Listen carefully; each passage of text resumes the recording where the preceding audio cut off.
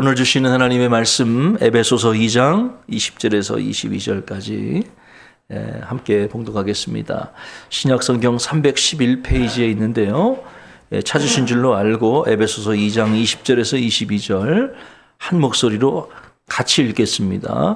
너희는 사도들과 선지자들의 터 위에 세우심을 입은 자라. 그리스도 예수께서 친히 모퉁이 돌이 되셨느니라. 그의 안에서 건물마다 서로 연결하여 주 안에서 성전이 되어가고 너희도 성령 안에서 하나님이 거하실 처소가 되기 위하여 그리스도 예수 안에서 함께 지어져 가느니라. 아멘. 오늘은 우리 하늘사랑교회가 이 땅에 세워진 지 14주년이 되는 뜻깊은 날입니다. 이 땅에 많은 교회가 세워져 있지만 하나님께서 특별한 뜻이 계셔서 우리 교회를 이 대전 땅에 세우시고 지난 14년간 인도해 주신 것을 믿고 감사를 드립니다.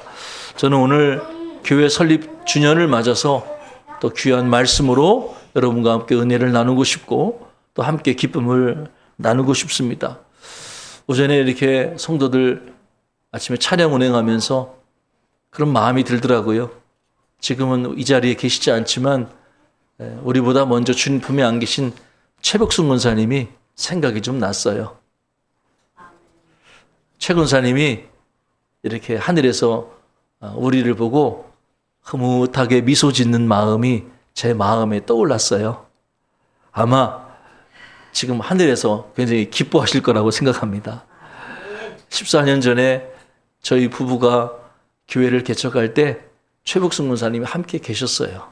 그래서 3명이 함께 교회를 개척했죠. 아마 어쩌면은 최 권사님이 옆에서 자리를 지켜주셨기 때문에 우리가 낙심하지 않고 용기를 내서 교회를 개척할 수 있지 않았을까 싶어요. 그래서 그분은 그분 나름대로 자신의 사명을 다 하고 가셨으니 아마 하나님 앞에서 큰 상급을 받으리라 저는 믿습니다.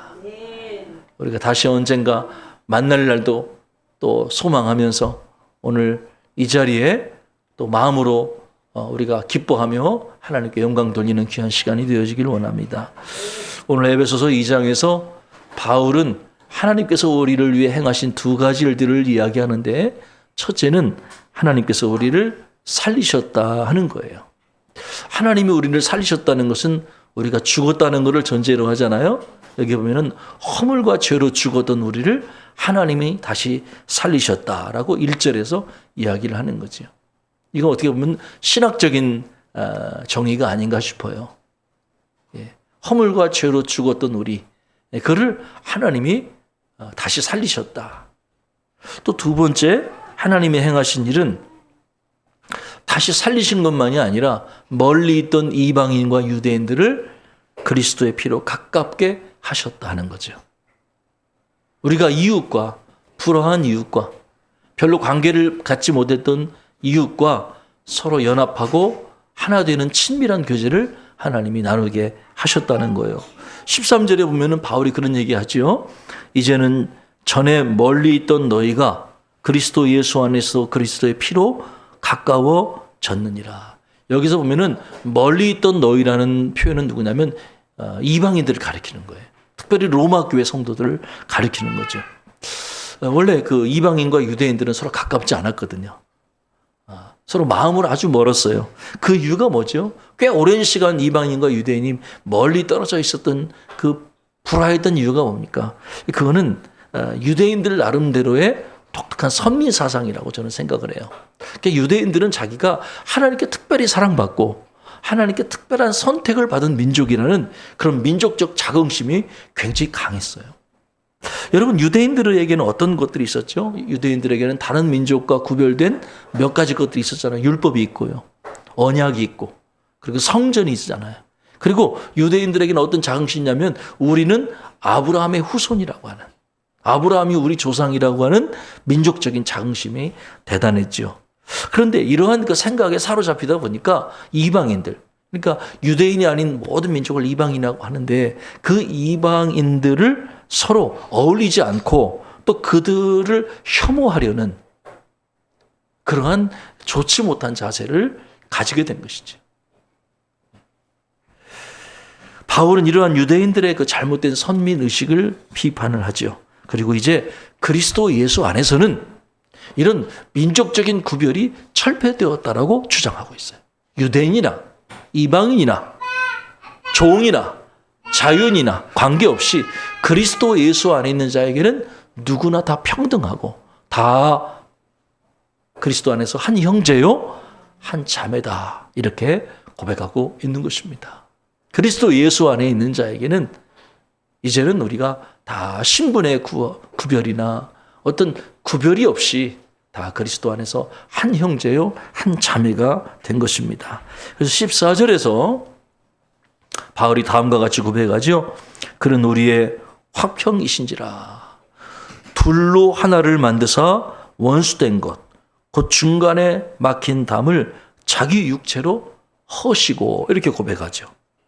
둘이 하나를 만드시고 원수된 것, 곧 중간에 막힌 담을 헐어 주셨다는 거예요. 주는 우리의 화평이 되시죠.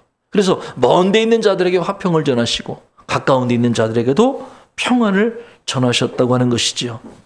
예수님께서 이렇게 행하신 목적은 우리 둘이 하나 되어 하나님께 나아감을 얻게 하기 위함이라는 거예요. 특별히 서로 반목하던 이방인과 유대인들이 서로 한 성령 안에서 하나님께 나아감을 얻게 하려 함이라는 것이죠.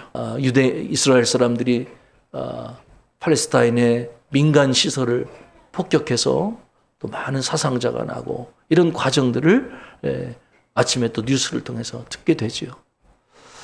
저는 그거 보면서 그런 생각해요. 그들이 이렇게 건물 잔해떠면서 울부짖는 한 팔레스타인 여성이 우린 너무 지쳤습니다. 하나님이 살아계시다면 하나님 우리를 도와주세요. 라고 이제 눈물을 흘리면서 절규하는 팔레스타인 여성의 기도를 저는 아침에 보고 왔어요. 저는 참 안타깝게 생각합니다. 과연 서로 폭력으로 사람을 죽이고 건물을 무너뜨리고 삶의 환경에서 쫓아내는 것이 과연 하나님이 기뻐하시는 일인가? 정말 주님이 원하시는 일인가? 그게 그리스도의 복음이고 사랑인가?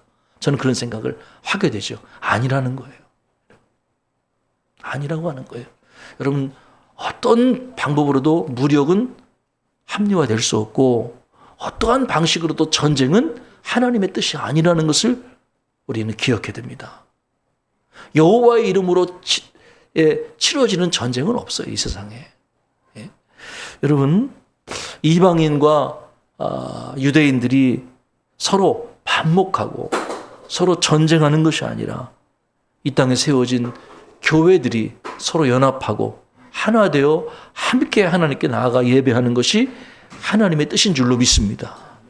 천국에 가면 이방인도 없고 유대인도 없어요. 천국에 가면 천주교인도 없고 개신교인도 없어요. 천국에 가면 장로교인도 없고 침례교인도 없어요. 천국에 가면 단 하나밖에 존재하지 않아요. 하나님의 자녀들밖에 존재하지 않아요. 그리스도 안에서 우리는 한 하나님의 나라를 유업으로 받아야 될 사람들인 것이죠. 아마 이러한 그 특징을 가장 잘 표현한 것이 저는 가족이라는 단어라고 생각을 해요. 19절에 보면은 바울이 하나님의 권속이라는 표현을 썼거든요. 여러분, 권속이라는 단어가 여기 딱 한 번 등장하는데 이 권속이라는 단어가 어떤 의미냐면 가족을 의미해요. 하나님의 권속, 다시 말해서 하나님의 가족이라는 거예요. 누가요? 그리스도 안에 있는 자들이. 이방인이건 유대인이건 상관없이 누구든지 그리스도 안에 있는 자들은 하나님의 권속, 하나님의 가족이라고 하는 거예요. 오늘 저와 여러분들은 하나님의 가족으로 부름을 받은 거죠. 참 얼마나 뿌듯한 단어예요. 가족이라는 단어들이. 무한 책임을 지는 거잖아요. 가족끼리 밥 먹으면서도 요즘에 더치페이를 하나요? 아니잖아요. 가족이 가면 함께 먹고 함께 책임을 지는 거잖아요. 로버트 프로스트라는 사람은 이런 얘기를 했어요. 가정이란 내가 거기로 가야만 할 때 식구들이 나를 받아주어야만 하는 곳이다. 이렇게 정의한 바가 있거든요. 존 웨슬리 어머니가 19명의 아이들을 낳았다고 그래요. 그런데 그 19명의 아이들 중에 13명을 키우고 나머지는 이제 잃게 됐죠. 근데 그 13명의 아이들을 키우는데 누군가가 웨슬리 어머니에게 이렇게 물었다고 그래요. 자식들 중에서 어떤 자식을 제일 사랑합니까? 그러자 존 웨슬리 어머니가 이렇게 대답했다고 하죠. 나는 병든 자식이 나을 때까지는 병든 자식을 제일 사랑하고요. 집을 나간 자식이 돌아오기 전까지는 집을 나간 자식을 제일 사랑합니다. 여러분 어떠세요? 부모님의 마음, 여러분 어떤 자식을 제일 사랑하세요? 똑똑하고 건강하고 잘 나가는 자식을 사랑하세요? 아니면 여기 손가락 10개 중에 아픈 손가락을 제일 사랑하세요? 아마 부모의 마음은 후자라고 저는 생각해요. 물론 잘 나가고 똑똑하고 능력 있는 자식은 참 기쁨이 되죠. 든든하고요. 그러나 걔들은 내가 마음을 쓰지 않아도 돌봐주지 않아도 알아서 잘 살아갈 아이들이에요. 문제는 내가 돌봐주지 않으면 안 되는 연약한 자식이 부모에게는 제일 근심이고 사랑의 대상이 된다는 것을 우리는 고백하지 않을 수 없지요. 여러분 우리는 가족은 서로 돌아보고 서로를 용납할 의무가 주어지는 것이죠. 누군가가 아프면 자식이 아프면 보니까 부모도 꼬박 밤을 새잖아요. 우리가 하나님의 가족이 됐을 때도 마찬가지예요. 우리가 하나님의 가족이 됐을 때 서로 성격이 안 맞고 재능이 다르고 생각이 다를 수 있어요. 왜 저분은 교회 와서 저렇게 얘기하고 저렇게 행동하나? 서로 뭔가 조금 불편한 마음을 느낄 수도 있어요. 그게 당연한 거예요. 나쁜 게 아니에요. 여러분 집에서도 마찬가지 아니에요? 한 부모에 대해서 태어난 자녀들도 자식들 중에서도 서로 안 맞는 부분들이 있잖아요. 생각이 안 맞는 부분들이 있잖아요. 그래서 우리는 교회가 그럴 수 있다는 거, 우리가 서로 생각이 다르고 입장이 다를 수 있다는 걸 서로 이해할 필요가 있는 것이죠. 그 켈빈 밀러라고 하는 미국 목사님이 자기 목회하면서 자기 교회 어려움들을 이런 얘기를 했어요. 참 공감이 되더라고요. 그 교회가 좀 규모가 있어서 교회에 오르간을 들여놓기로 했어요. 성가대를 위해서 오르간을 들여놓기로 했는데 그 오르간이 두 종류. 로저스 오르간으로 할 거냐 아니면 알렌 오르간으로 할 거냐. 우리로 말하면 우리는 삼익 피아노로 할 거냐 영창 피아노로 할 거냐. 그걸 가지고 서로 의견이 나뉘었다고 그래요. 그런데 다수결의 원칙에서 교인 대부분은 알렌 오르간이 좋겠다라고 그렇게 대부분이 주장을 해서 그래 이번에 우리 교회 오르간은 알렌 오르간으로 들여놓기로 결정을 합시다 하고 다수결의 원칙에 의해서 그렇게 결정을 하게 된죠. 그런데 유독 한 성도만은 끝까지 아닙니다 목사님, 우리는 로저스 오르간으로 우리는 구입을 해야 됩니다 라고 끝까지 자기 주장을 관철하며 꺾지를 않았다고 그래요. 그래도 일단 교회에는 이제 다수결의 원칙에서 알렌 오르간으로 설치가 됐고, 그리고 반대하던 성도는 시간이 흐를수록 목회자에 대해서 냉담한 태도를 더 강화시켜 나갔다고 하는 거예요. 어느 날 교회 부흥회가 있어서 부흥 강사로 오신 목사님이 설교하던 중에 여러분 성도 간에 적대 감정 있는 사람들은 서로 화해하는 기도를 드리세요 라고 제안을 했다고 그래요. 이 담임 목사님이 난 누구랑 화해를 할까 생각하다가 끝까지 그 오르간 문제 때문에 자기하고 거리를 두고 있는 성도가 생각이 나서 그 성도를 찾아가서 그 성도 앞에 이런 얘기를 했죠. 성도님 이제 나를 용서해 주시고 우리 마음을 좀 풀고 함께 기도하십시다 하고 목사님이 먼저 그 성도에게 제안을 했다고 그래요. 그러자 그 성도가 냉담한 표정을 지으면서 이렇게 얘기했다고 그러죠. 저는 목사님 같은 사람하고는 절대로 함께 기도할 수 없어요. 목사님은 로저스 오르간을 구입하기 원하는 저의 의사를 무참히 짓밟으신 분이에요. 지금 제가 거절할 걸 뻔히 알면서 화해를 청하는 것은 목사님이 불순한 의도가 있기 때문이에요. 불쾌합니다 하고 교회당을 나가버렸다고 그래요. 여러분 어떻게 생각하세요? 알렌 오르간이면 어떻고 로저스 오르간이면 어때요? 삼익 피아노면 어떻고 영창 피아노면 어때요? 우리가 볼 때는 다 똑같은 피아노 아니겠어요? 그런데 끝까지 자기가 주장하는 오르간 피아노를 들여놔야 된다고. 네. 미국의 테네시주에 가면 실제로 교회가 그런 교회가 있다고 그래요. 교회 이름이 오른발 교회. 오른발 교회가 있다고 그래요. 원래 이 교회는 형제교단, 그러니까 독일에서 넘어온 교단이지요. 형제교단에 속한 교회였는데 성찬식보다 세족식을 굉장히 강조하는 교회 전통을 가지고 있었다고 그래요. 목사님이 세족식을 할 때 습관적으로 성도들의 왼발을 먼저 씻어줬다고 그래요. 세족을 해줬다고 그래요. 그 다음에 오른발을 씻어준 거죠. 그러자 한 집사님이 세족식을 마치고 목사님을 찾아와서 충고를 했다죠. 목사님, 왜 오른발부터 씻어줘야 되지 왼발부터 씻어주십니까? 오른발이 맞습니다. 다음부터는 세족식 할 때 오른발 먼저 씻어주시기 바랍니다. 그자 이 목사님이 굉장히 기분이 나빴죠. 성경에는 뭐라고 나왔나요? 예수님이 제자들의 발을 씻겨줄 때 오른발부터 씻겨줬나요? 왼발부터 씻겨줬나요? 정답이 없어요. 성경에 그런 게 안 나와요.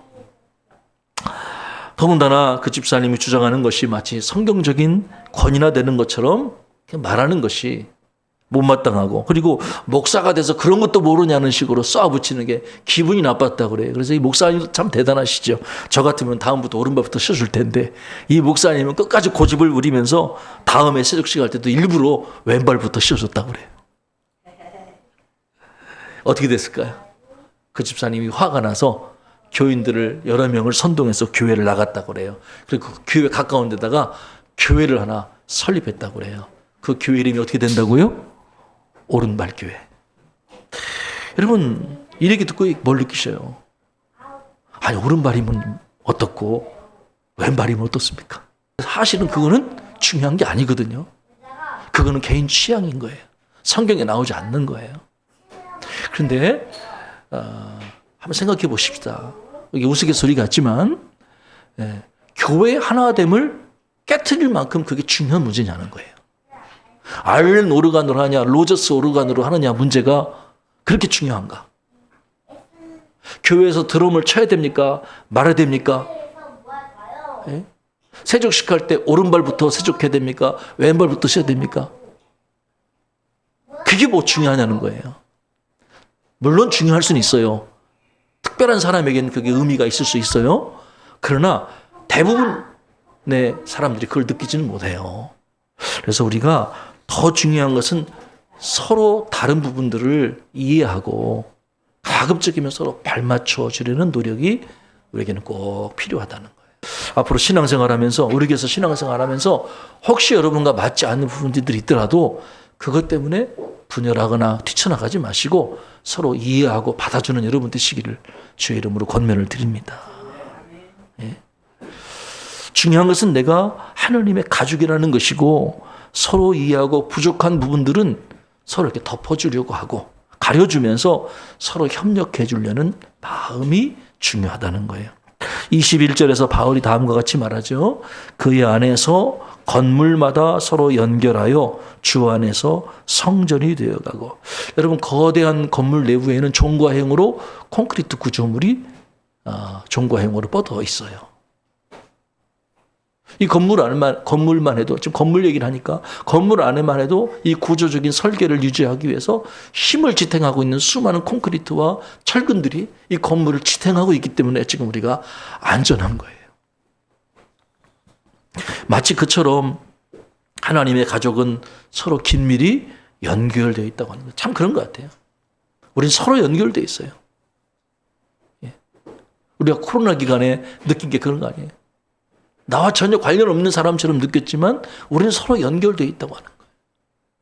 누구 한 명이 질병이 걸리면 그 공동체가 다 질병이 확산되는 걸 보면서 그렇구나. 우리 나 혼자 살 수 없는 그런 존재라는 걸 느끼잖아요.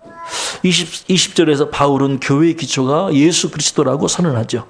자, 20절 한번 같이 여러분과 소리내서 한번 읽어보십시다. 너희는 사도들과 선지자들의 터 위에 세우심을 입은 자라 그리스도 예수께서 친히 모퉁이 돌이 되셨느니라. 아멘. 사도들과 선지자들의 터 위에, 그 가르침 위에 우리가 서 있고요. 예수 그리스도께서 친히 모퉁이 돌이 되신다고 하는 거예요. 여러분, 저와 여러분의 신앙의 기초는 바로 이거죠. 교회의 기초는 바로 복음의 진리, 예수 그리스도의 가르침과 선지자들의 증언 위에 우리는 서 있는 것이죠. 그래서 우리가 우리의 복음의 기초들을 더 든든히 놓을 필요가 있어요. 우리가 누구인가? 우리가 무엇을 믿고 있는가? 우리 교회는 어디에 기초를 둘 것이냐? 바로 변함없는 진리신 예수 그리스도의 복음의 기초 위에 우리가 더 든든히 서야만 한다는 거예요. 사도들의 증언 위에 우리가 서야 된다고 하는 거예요. 그 사도들의 증언이란 건 다른 게 아니라 신약 성서, 혹은 넓게는 구약의 예언서들, 율법서들, 다시 말해서 신구약 성서 위에 우리가 교회의 가치를 든든히 세워 놓아야 된다고 하는 거예요. 말씀 위에 우리의 교회의 가치를 세워둬야 한다는 것이죠. 그때 우리가 지속적으로 세상을 향해 영향을 줄 수 있는 교회가 될 수 있다고 하는 거예요. 오히려 우리가 경계될 것은 뭐냐면 우리가 복음의 기치, 말씀의 기초 위에 세워져 있지 않고 세속적인 가치관 위에 우리의 신앙의 뿌리를 둘 때 이것이 우리가 더 위험할 수 있다고 하는 거예요. 우리 교회의 미래는 밝다고 할 수 있어요. 우리가 만약 성령의 능력 안에 거한다면 우리 교회의 미래는 밝다고 볼 수가 있는 것이죠. 22절에 바울은 다음과 같이 말합니다. 너희도 성령 안에서 하나님이 거하실 초소가 되기 위하여 그리스도 예수 안에서 함께 지어져 가느니라. 이렇게 말씀하고 있죠. 여러분 여기 보면은 우리는 함께 지어져 가는 공동체. 무슨 말이겠어요? 딱딱하게 굳어진 철근 콘크리트 구조물 덩어리가 아니라고 하는 거예요. 우리는 생명 있는 공동체, 자라나는 공동체, 지어져 가는 공동체라고 하는 것이죠.